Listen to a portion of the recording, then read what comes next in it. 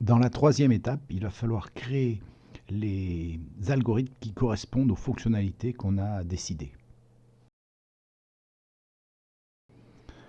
Pour rappel, la grille est une variable qu'on va utiliser dans tout le programme et qui va permettre de définir les valeurs du tableau. Et elle a un type qui est une liste de listes. On peut dire que c'est un tableau. Chaque indice de colonne et de ligne va nous permettre d'accéder à un élément de ce tableau, une case de ce tableau, comme dans cet exemple.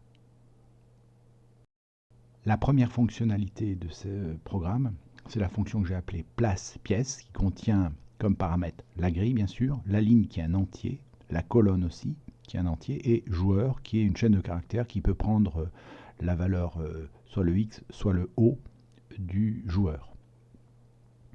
Alors, l'idée, c'est de regarder, de tester si la case qui nous intéresse, aux coordonnées ligne-colonne, est vide.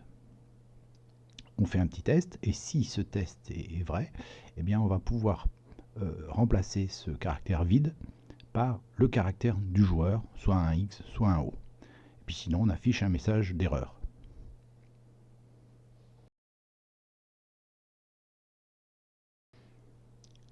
La deuxième fonctionnalité, elle s'appelle donc affiche grille. Comme paramètre, elle a la grille en entrée. Et donc l'idée, c'est d'afficher toutes les cases de la grille. On les affiche en faisant varier L l'indice de la ligne et C l'indice de la colonne.